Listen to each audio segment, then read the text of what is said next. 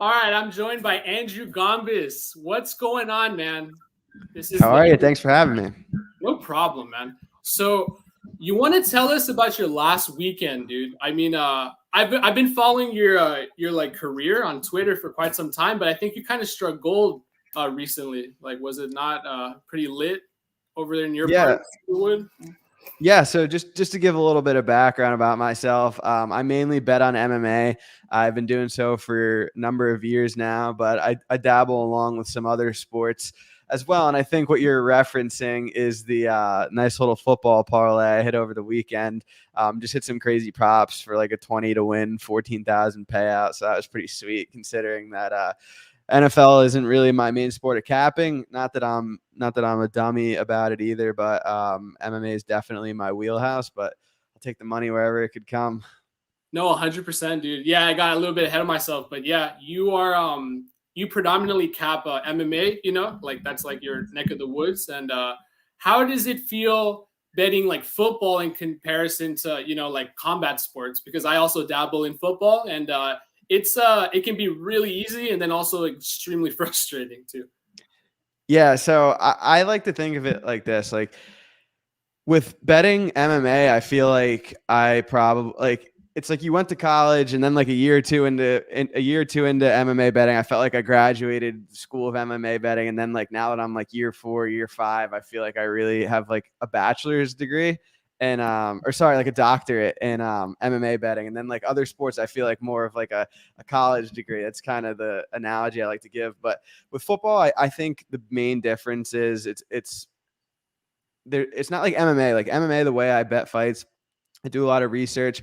I watch like 25 hours worth of film each week. And with football, you're not really watching film. You're just kind of using stats and not some, I don't want to say narratives, but it's just a whole different process. I try to get my NFL bets in earlier in the week when lines first get released because the line usually tightens up towards the end of the week. So I'll give you an example.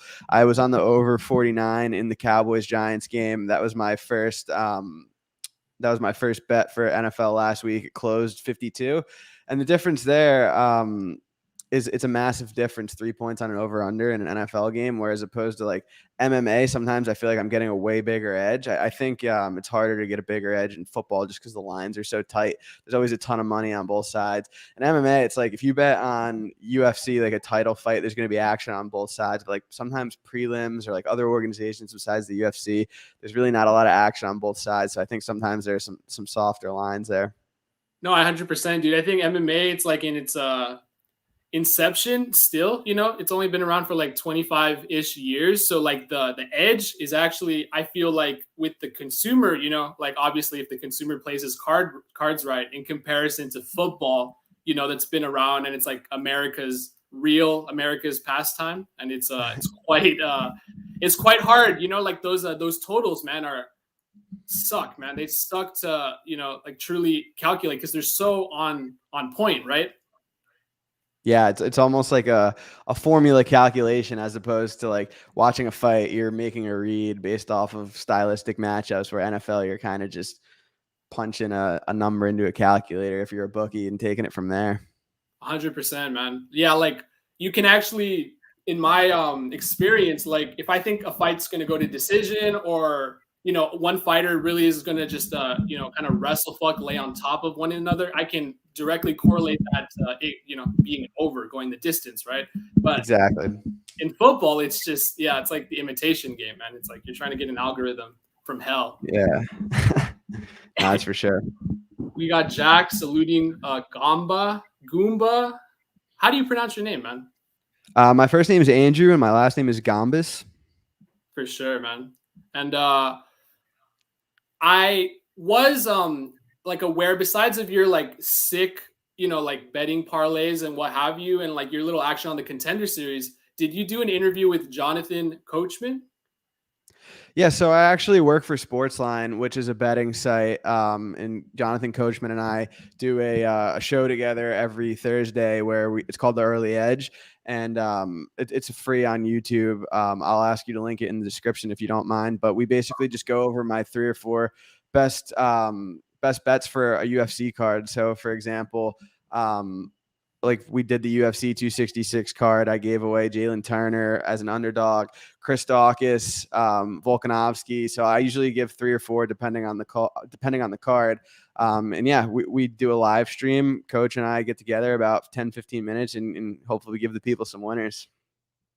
Oh, for sure, dude. And Coachman, he's like he's not maybe the Stephen A. Smith level of like maybe you know, new age casual type commentator, but he's not really like that familiar with MMA though, right? That's why he has like someone like you to help him out. So Coachman actually does. He works for Sportsline too, and so he is the host, I guess you would say, for everything Early Edge. So he does a show for MMA, he does a show for baseball, for basketball. So he does for every sport, and he's the host, and he has me kind of as the resident expert for MMA. So once a week, him and I hop on. He kind of tees me up to talk about my bets for the week. But he knows what he's talking about when it comes to betting as well. Do you think these kind of pundits or whatever, not just political, but like sports pundits like Skip Bayless and like, previously said Stephen A. Smith, do you think they kind of spread themselves too thin by covering so many sports? Or do you think being like just a niche MMA predictor is really going to benefit like, the people that are listening to in the long haul? Yeah, so I think both are needed. I think those guys like the Stephen A. Smiths and the Skip Baylesses do a great job of getting eyes on whatever they're talking about. I mean, that's what they get paid to do. But with someone like a dynamic like how Coachman and I have, where he's really like working with him is awesome. He's so good at that host role, and then I feel like I at least hope that I compliment him well because I kind of know the MMA world like the back of my hand. So I kind of have that extra layer of knowledge. So I think him and I make a great team, and he's been good to work with. Oh, that's awesome, man. That's good to hear. And how did you start off, in your MMA, like obsession, love, profession, whatever the fuck you want to call it? Like, how did that come about, Yeah, so I wrestled my entire life. I wrestled from the time I was 5 years old until I graduated college. So there's a pretty close correlation there between wrestling and fighting. There was a point in my life where I wanted to be a fighter. Some injuries didn't allow that to happen, but I'm happy doing what I'm doing now. And I started betting on fights casually, probably like I always tell this story. It's funny. But I started betting on fights before I was old enough to have a credit card. So what I used to do is I'd give my dad like $50 cash, and he'd let me put like $50 into my top bet account. And so when I was like 15, 16 years old is when I started betting MMA, and I started really taking it seriously as I got older. And the rest is history, as they say. I'm 24 now, and I've been doing this for a while. I have like 1,300 tracked bets on my third-party tracking site. So. But I think it's been a blast, but I think the best is yet to come. I mean, I really enjoy it, and hopefully I get to provide some good content to people. But yeah, it's been fun so far.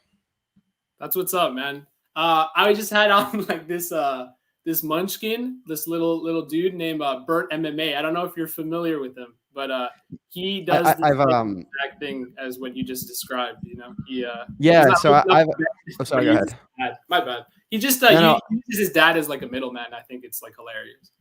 Yeah, I don't know him. I never talked to him, but I've come across his videos on YouTube. He's a young kid, right? Hell yeah, man. But he's got a radio voice for days. He's committed to the sport, and yeah, man, I think he's gonna go places. Like with that kind of great. Like, drive. Very cool.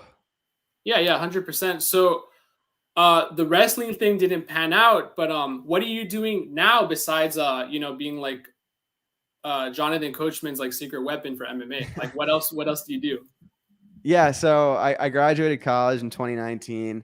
I have a real job, so I have a real 9 to 5 job in the insurance industry, and then I basically come home every day after work and I do my MMA stuff until I go to bed, and then that's really my life. I work out, and I do my MMA stuff. So pretty simple, but it's fun. I enjoy my 9 to 5. I enjoy my MMA capping. I enjoy yeah, I like all of it. I'm kind of one of those people who doesn't really like to sit around, so I'm pretty much working all the time, whether it's at my actual job or at my sports line job or capping fights or whatever. No, yeah, I think that's you got that grind set with like within you, man. I think that's like super whatever fucking I think that's just like super dope. Like you just got Appreciate this that. yeah, you got like this thing that we can all aspire to do. Thank you. But let's go on some comments, man. Like being in this is coming from Call Me Touch CMT. Being an insurance broker is rough. Workers comp? Question mark. Nah, so I don't work on the property and casualty side. So I I don't I got don't I don't deal with workers comp, but Jesus Hernandez asks, what is your channel name? yeah, so I actually have a couple things. So Andrew Gombas MMA betting is my YouTube channel. And then I do another podcast which I started recently with Magic M MMA, which I think some of you guys might be familiar with from Twitter. But him and I just start, like once a week we run through the card on Thursdays, and it's been doing really well so far. Like we've only done 2 episodes so far, and we've gotten a couple thousand views on them, which is awesome considering we just started it. But yeah, my YouTube channel is Andrew Gombas Bets, and then the podcast I do with Magic is Magic and Andrew MMA Betting Show. So I could I could DM you the links to that if you don't mind posting them as well. It'd be Yeah, awesome. yeah, go right on ahead, man. What do you think of Magic as a capper, man? I think he's kind of like legendary in these like shitty streets because he's got like a wild array of like huge, punt esque dog plus money plays, and maybe he'll be down a little bit, but then he'll come right back up and just hit like 35 plus units. What is your do you bet like that? Just chasing like these huge lines, or are you more like a parlay guy? Like, how do you do it, man? No, so I'm actually neither. So he's more of a parlay guy. He's a very aggressive style. I think he's super sharp. Him and I started this at about the same point, so we've been friends for a while. But I think he's really good.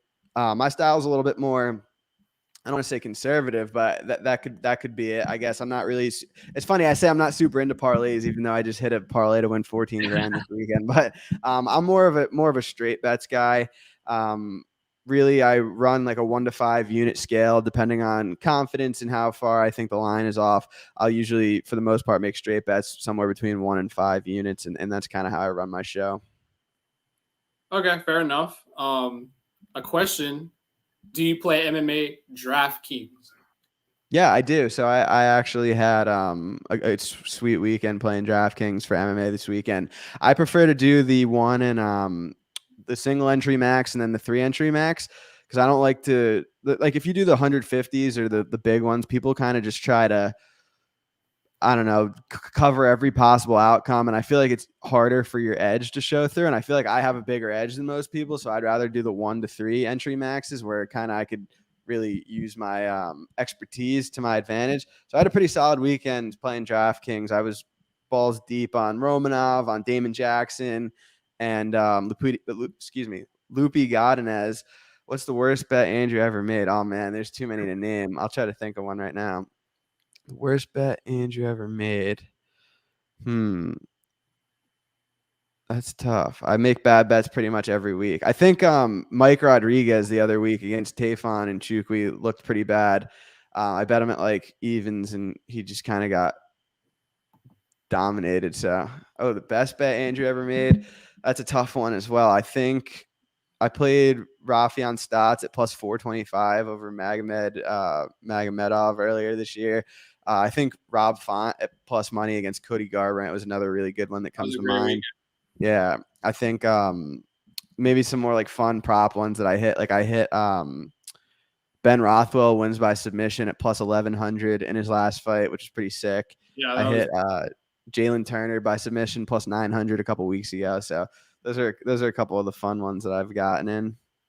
yeah, man. And I have a question specifically for the DraftKings side of things. So Sure. let's just say you're doing like a $40 single entry versus $100 single entry. How would you differentiate one or the other, or would you just kind of like hedge if you are playing like just those two contests? Yeah, so I like to do some anywhere between like the $100 entries and the $500 entries, and I kind of try to make the lineups relatively similar, but not exactly the same. So, for example, like say I'm making like this past weekend, I made 5 lineups total, right? And they were all around the same. They're probably all around like $200, $300, and I used like the same core for each one. So I had Godinez 100% owned, Romanov 100% owned, and then Damon Jackson 100% owned. And then I kind of built around those three. So I like to target the fights where a finish is likely. So if I have my core three right there, I might have a lineup with like two people that are facing each other if I think there's a super high chance of a finish. Like I'll give you an example for this upcoming weekend. We have like Jordan Wright versus Julian Marquez. The fight doesn't go the distance. Line is like minus 300. So I'm going to want to have a little bit of both of those guys, considering whoever wins that fight, regardless of who it is probably going to score pretty well. No, I see, but there's also like an instance like I'm just gonna go with Damon Jackson and Charles Rosa. Like Megamind, he for sure, in my opinion, was never gonna get a finish over Rosa, at least a sub, because Rosa is literally unsubbable. So I thought that Damon Jackson was gonna win a decision. But that being said, I still think he was optimal just because of all the takedowns and then all that shit. So how do you have to factor in not just the finishing potential, but like the takedowns and control time into your DraftKings lineup? Yeah, that's a great question, and I think you have to consider likelihood of finish, and then just how the other scoring works. So you may know this, but other people probably don't. It's a mix of punches landed, takedowns, top control, transitions, submission attempts, knockdowns, like all that kind of stuff is taken into account. And when I envision the Jackson versus Rosa fight in my head, I pictured it kind of how it went down, where Jackson was getting a lot of top time, where he was trying to pass guard, and I did think he was live for a finish, whether it be a TKO on the ground or a submission. I know Rose is hard to finish, but I think like 90% of Jackson's wins came inside the distance or something like that. So I actually did see him finishing that fight, but I just had a straight bet on him as well. I think I had like I got him really early in the week. I got him at like minus 125. He closed like minus 190, so I was super pumped about that. And I was actually talking to him earlier today, so we're going to be doing something together soon, which will be cool. But I'll That's keep dope. everyone posted on that. Yeah. No, 100%, man. Yeah, he did really come through on the parlay side of things, but on DraftKings, I did hedge with Rosa. And what did you think of in the third round when Rosa lands the sickest spinning back elbow since John Jones and Gustafson, and doesn't really do capitalize, after that? Dude, I was like, I'm cursed. Damon Jackson was like a minus 900 favorite going to that round, if not higher. And then he comes out and hits a crazy spinning elbow. I was like, I'm cursed. I'm really going to lose this bet. And then he was lucky because if the cut was like right here, and if it were right here, it might have gotten stopped if it was right above the eye. So I was thankful it wasn't off to the side, or that it was off to the side, because that was a bloody mess. It's one of the worst cuts I've ever seen, but I'm glad they let it keep going. And Jackson's obviously tough as hell for fighting through that. I mean, blood was literally squirting out of his forehead, so it was pretty nuts. But yeah, sickly timed spinning back fist, and I was worried there for a second. Yeah, 100%. I did notice like a little thing after the fact. Damon seemed to have like yet another beef, with Rosa, and this isn't his first rodeo, right? He had beef with Bektic. Is that correct? Or do you Yeah, happen to I know think that? he did. I don't remember too much about it, but when you say beef, you mean like they weren't like cool after the fight? Yeah, exactly. It's like I don't know. I pick up on like little like stupid ass details like that, and I wonder, is Damon just like insufferable, like just to work with, in like that unique office setting, or is there something else going on? Is he like a cursed guy, like fighting these like pricks?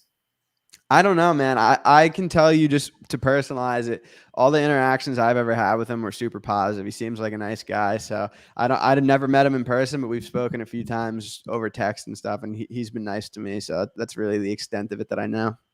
I gotcha. Do you think it might also be like a little bit of a like competitive drive? You know, like Yeah, I mean, when you're out, like tempers are flaring high when you're out there. I mean, you're trying to remove the other guys. You're trying to simulate the other guy's death. So I get it if shit kind of just gets a little heated up in there. But I'm sure he's a good guy outside of the octagon. I mean, my experiences with him have been positive. no, 100%, man. It's like way different when the cage door closes. Yeah.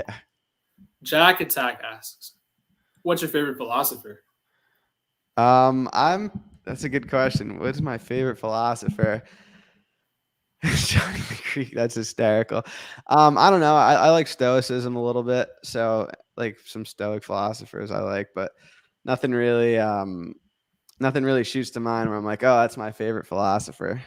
Like I Marcus Aurelius, maybe. I don't know. Matt Sarah is my favorite philosopher, man. Like the guy will just be eating a pizza and then motivate Marab to get back out in the second and dominate Marais. You know, like he's just He's awesome. he's a legend, dude. Like straight Yeah, up. he really is.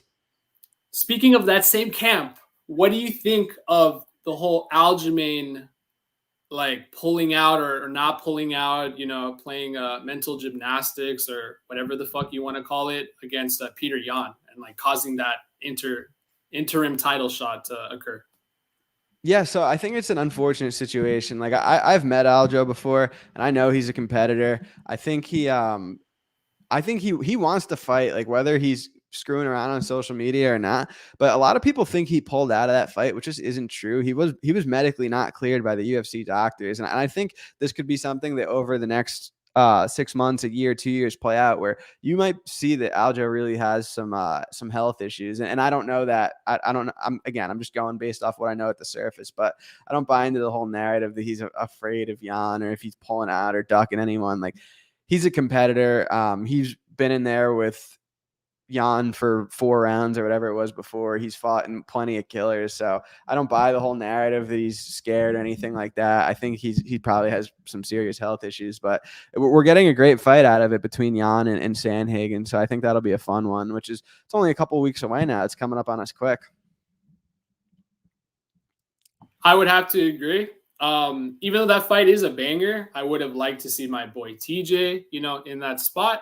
But I guess they can both Aljamain and TJ compete for the most injured bantamweight title or whatever. Yeah, did you know they offered Font the fight before Sandhagen, which is what I thought should happen, but Font had COVID, so he couldn't take it.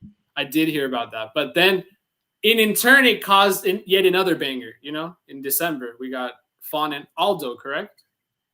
That's a banger for sure, man. That is a seriously fun fight. Sick. Yeah. No, yeah, I love Fawn. I thought even though Cody is like, you know, Sacramento dude, team alpha male, and he honestly got me into the sport, you know, after his him styling on Dominic Cruz, you know, way back then. I had to pick Fawn, man. I think he's just technically like a beast. You know, he's the greatest pizza delivery boy to ever live. Yeah, That's funny.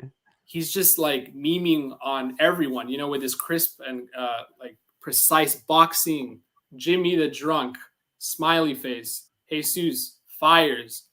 This reminds me though, the fire reminds me of the fiery kerfluffle that's going on with Ariel Hawani and Brendan Schaub. What do you think of that? Yeah, so I don't know too much about that, honestly. It seems like Brendan said some stuff about Ariel that he didn't like.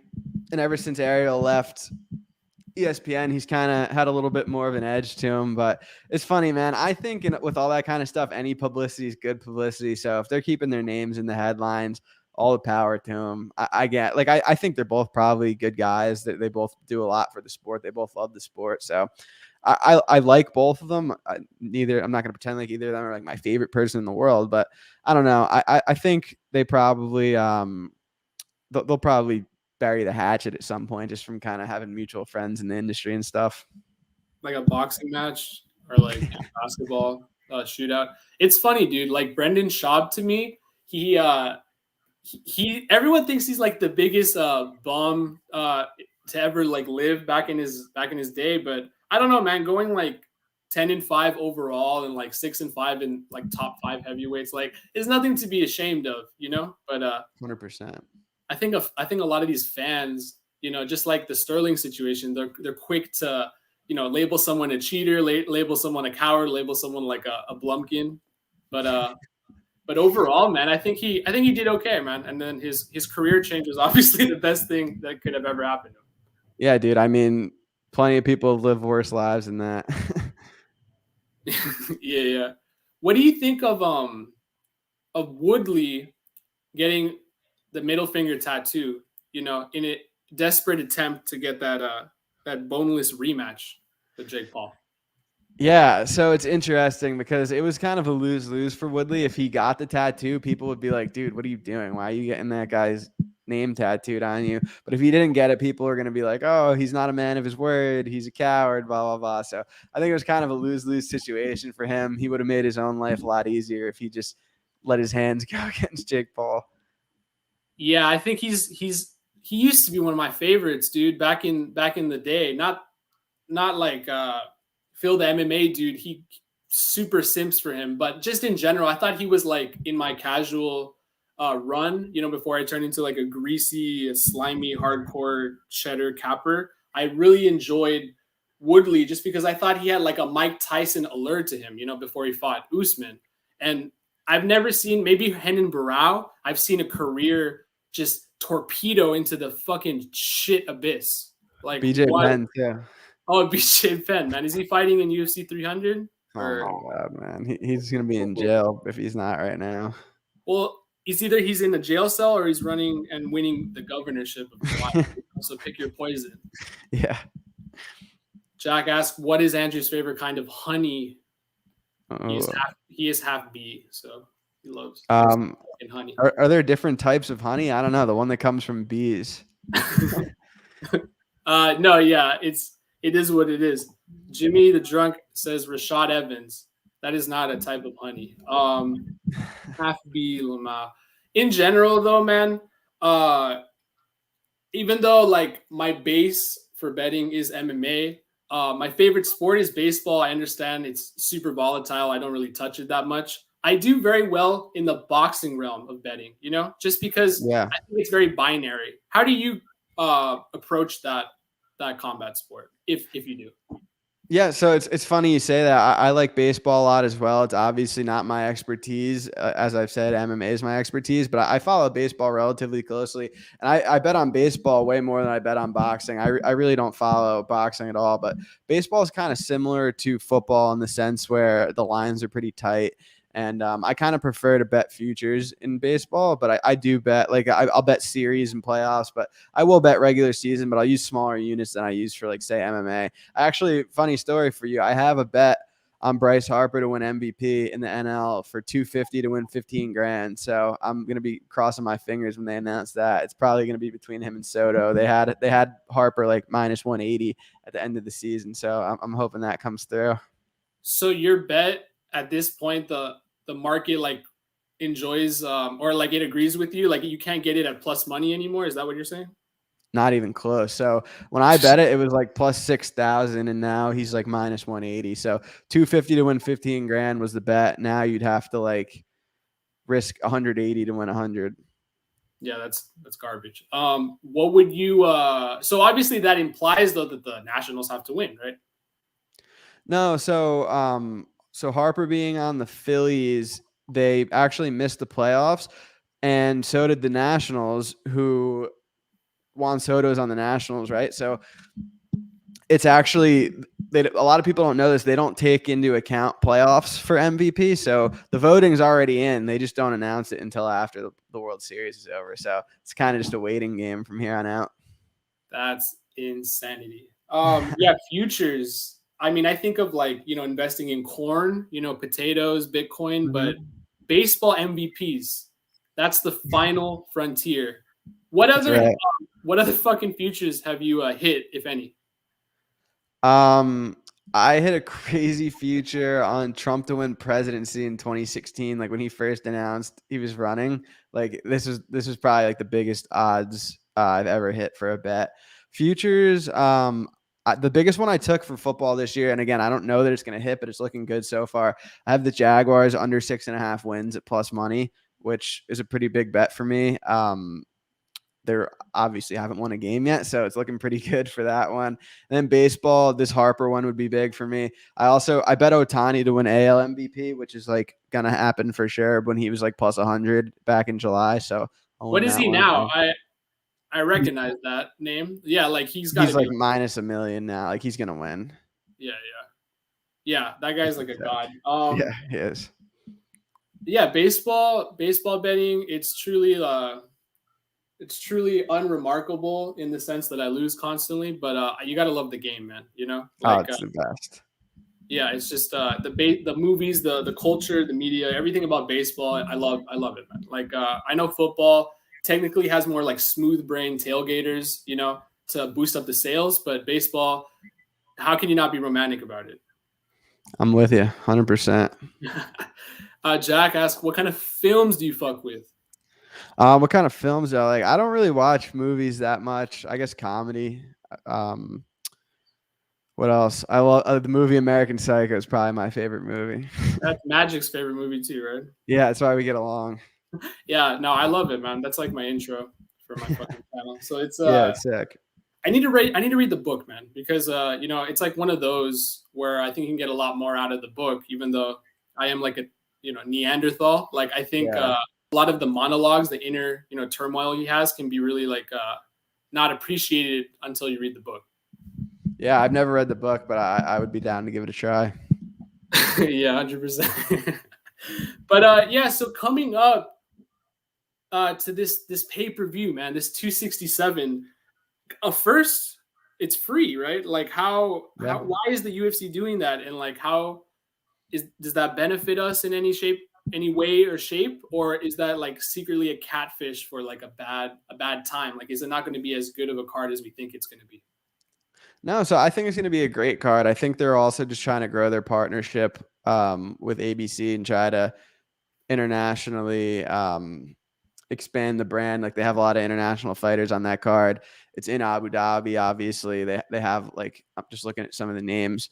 I have the card up right now. They have Jan, who obviously not from America, Sandhagen's from America, but then you have like Volkov, Russian, you've got Islam Makhachev, Dagestani, you've got Zubaira Tukagov, Shamil Gamzatov. Like you could just tell by those last names, like a lot of those people are from other parts of the world. So I really Demir Ismagulov, like I think they're just trying to really expand the brand globally, which has been a success for them up to this point, and I think it'll continue to be that way.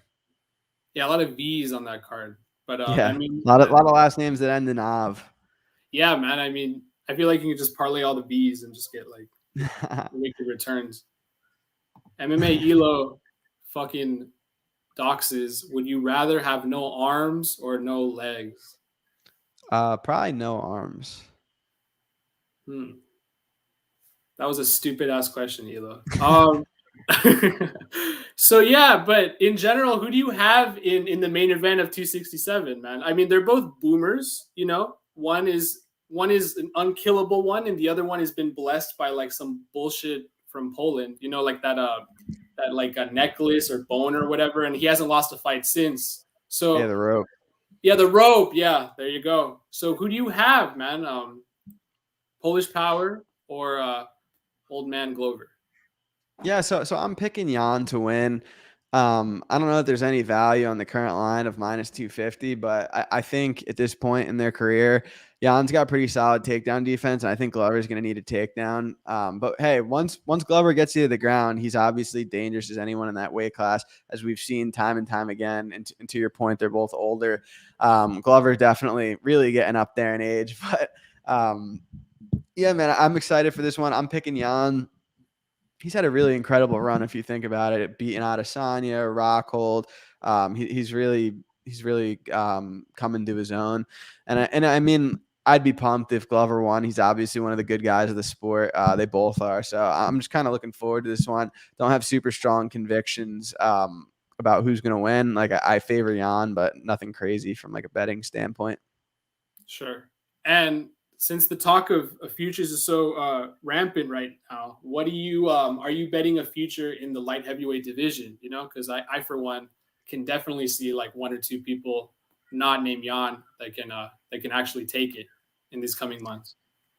Yeah, so I think at light heavyweight, there's definitely some solid prospects like Magomed Ankalaev is solid. Obviously, Jiri's chomping at the bits to get a title shot. So I think the future's bright for that division. But I think if I had to pick one, just kind of as a dark horse, it'd probably be Ankalaev. All right. No, no Kudalaba after Nah, probably not. Ankalaev beat him twice. this is true. I just think it's funny that he has such a huge fan base, probably because of his spazzy Goomba esque antics during the face-offs. Correct? Yeah, I mean, he had a nice win recently against Devin Clark. So maybe he's getting back to his winning ways. Yeah, man. I mean, he is like a champion Moldovan wrestler. You'd think he'd use that more, and maybe he finally is about to. Yeah. Awesome, man. Does Jones ever fight again? Ooh, that's a good question. I think yeah, I think he will do another fight, but I and hey, I am one of those people. I liked Jones, and I don't dislike him now. Obviously, he's done some sketchy shit, but I've always kind of defended that he's the GOAT, and I still stand by that. But I think in today's day and age, I think he's not the guy he once was, and I think if they put him in there against someone like Ngannou, he gets beat bad. Yeah, I mean, I don't think he's ducking the fade necessarily, but he's really putting on Parker Porker esque, blubber so he can not get chinned immediately. Correct? Yeah, I don't know. In his mind, he thinks he needs to be huge. I think he would have been better off maybe just putting on a couple pounds and then really trying to look to wrestle Ngannou. Not, I don't think it would have worked, but I think maybe having it bringing in the speed advantage might have been a little bit smarter of a tactic. Yeah, man. What kind of YouTube do you watch when you're not vigorously researching the next line that you're gonna hammer? That's a good question. I like I'm into mob stuff, so I like Michael Francese's channel.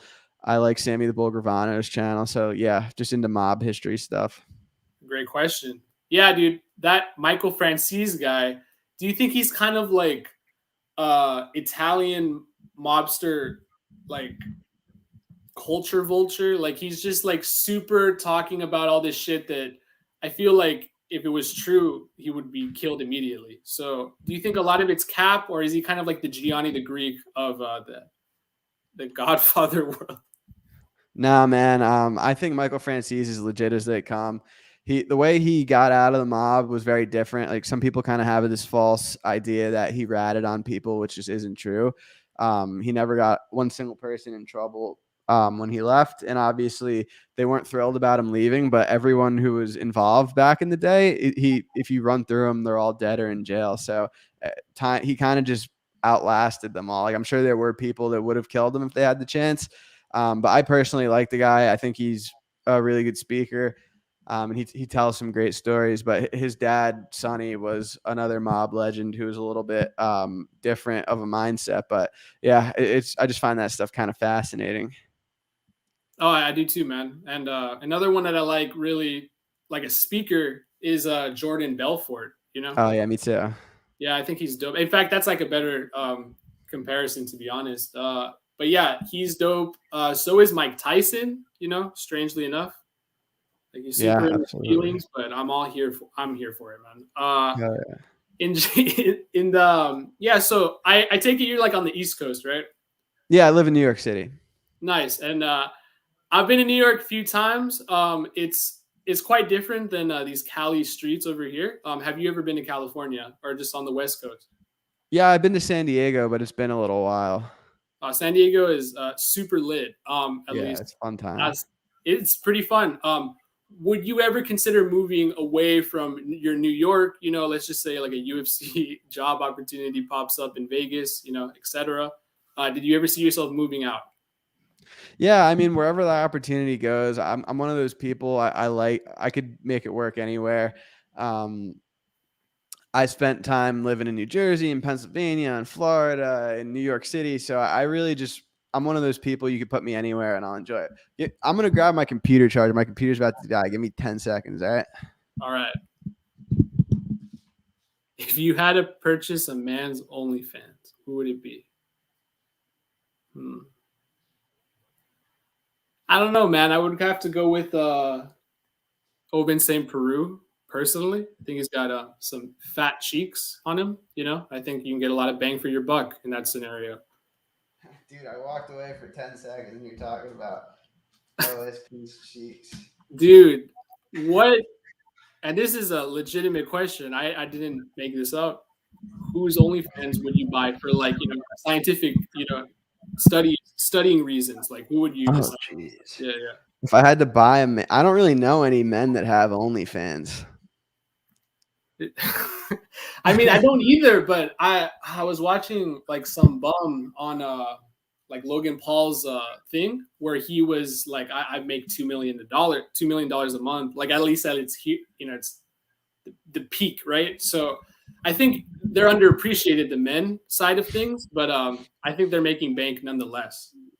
I mean, dude, whatever you got to do to get the bag. Exactly.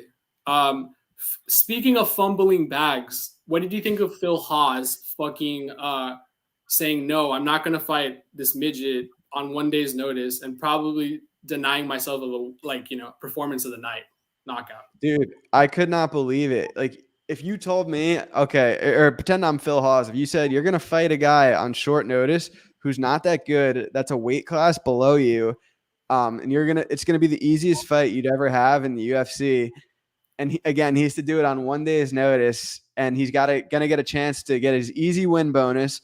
He's gonna have a shot at a performance bonus, and every time you win a fight in the UFC, like that heightens your chances of getting paid more in the future. So I think it was a big missed opportunity by him. And I like Phil Hawes too. I think he's a solid fighter. Seems like a good guy, but I think he missed on that one. Yeah, man. I think I've never seen an instance where someone just has like an opportunity ripe for the taking, like and a semi easy one too. Because I do rate Phil Haas pretty highly, and then he's just like, nah, it's good, no money. Yeah, I was surprised.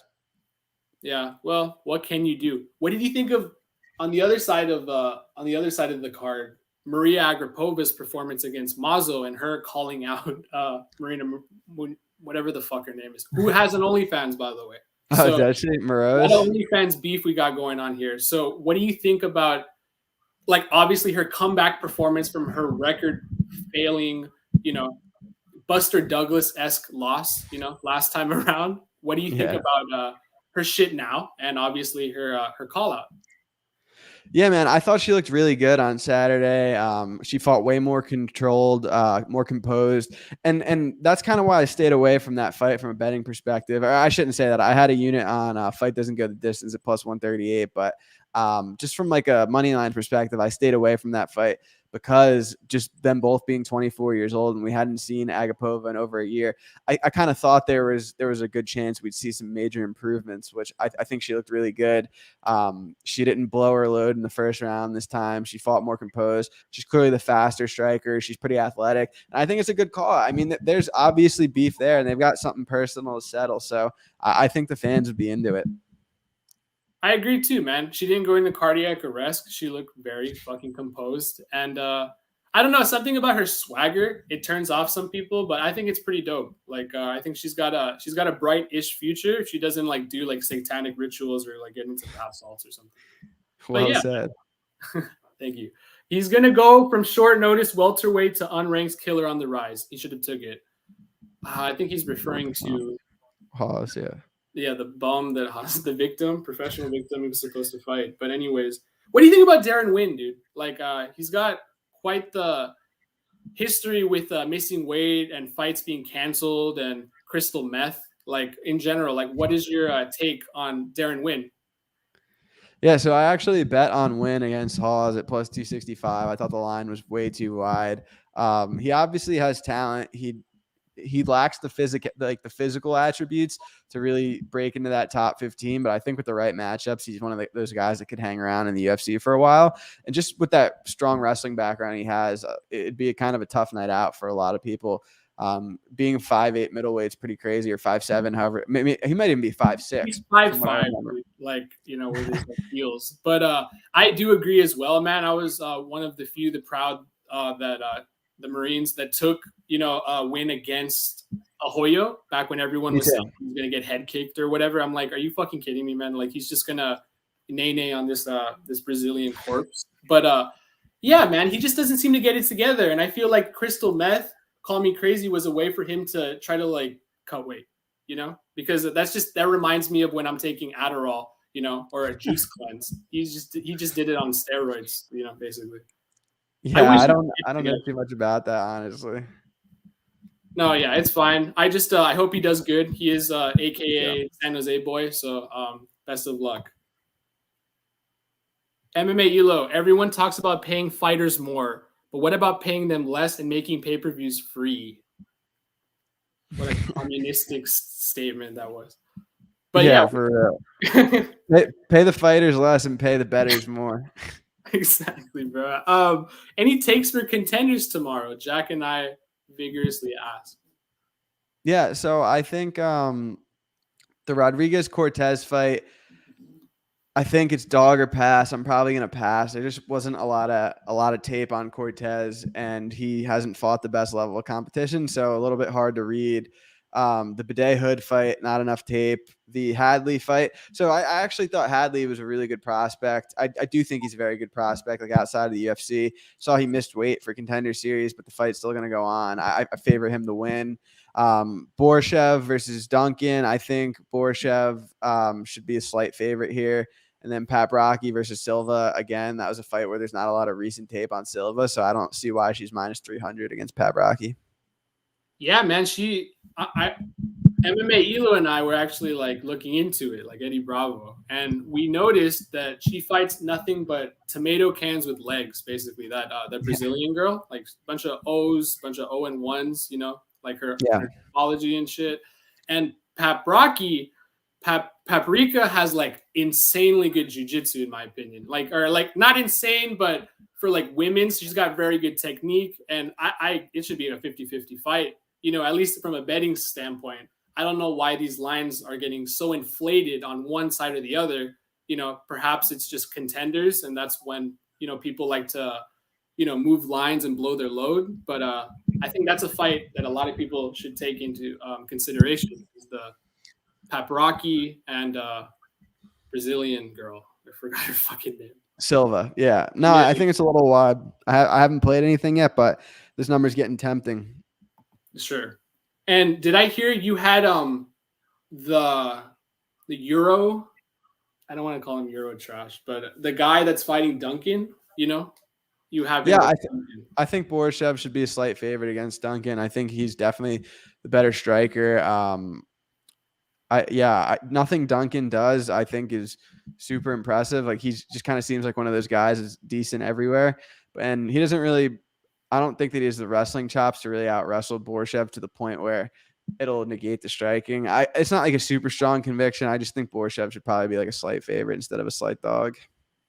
100%. I did see him get like ragdolled though, Borshev, and I think that is Duncan's going to be his path to victory because his striking is pretty janky and robotic in my opinion, but he's tough as fuck, dude. And I feel like this is so like boomer Moneyball baseball scout comparison, but I feel like he wants it more. You know what I mean? Like Duncan, he cut like fucking 17 times already, like Tony Ferguson. He cut the weight. He was deprived of it last time. But yeah, man, this other guy, Team Alpha Male, like strong camp, and his hands are clean. They're very crisp. So hell of a fight. It's only the second fight, I think, on the card, or second. It's like not. What is the main event again? I think the main event is Cortez versus Rodriguez. Gotcha. And didn't Rodriguez miss weight? Yeah, I think he did. I don't know by how much, but I think that rings a bell now that you say it. Yeah, it's just. Do you think that has a fighter ever gotten a contract after missing weight? I don't think so. I think at the best they have gotten another shot at a Contender Series, but I don't think there's ever been a situation where they just straight up got a contract after missing weight. Yeah, not a good look. But in the grand scheme, like a job interview. What's up? It's like a job interview, and it's like if you miss weight to a job interview, it's like being late to a job interview, I should say. Pretty much. How much do you think these fighters on the Contender get paid? Do you think it's more than the undercard of like Bellator? No, I think they get like five to show, 5 to win, maybe something like. I think they've said it before. I just kind of forget. Yeah, I've also forgotten. It's just been like a question or topic of debate, in my circle. I'm just curious about like what's really going on, because it really doesn't matter. I guess that's not the point, but it's like, it'd be something interesting to know. Yeah. That being said, though, Contender Series, not the only way to get into the UFC. A lot of short notice call ups, and sometimes they'll just fucking be like, "Hey, you're in."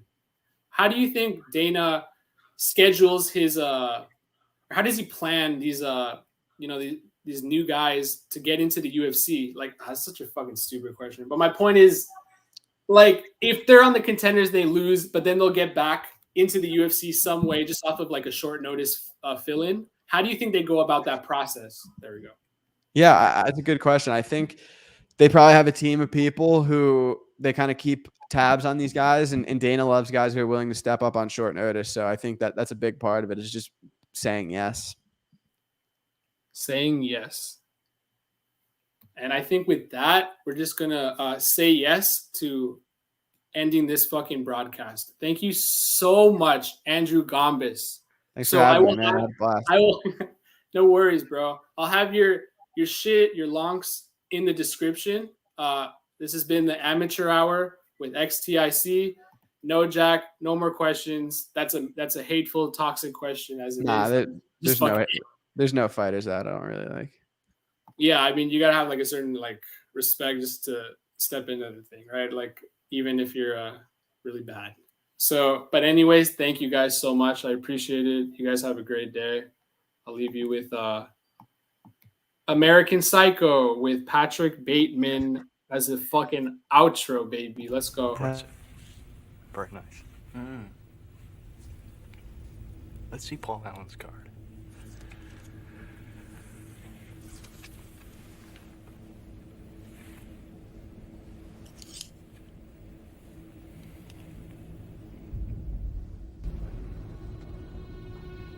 Look at that subtle off-white coloring.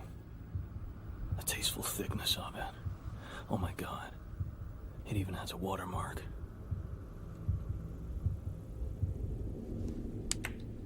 Something wrong? Patrick? You're sweating.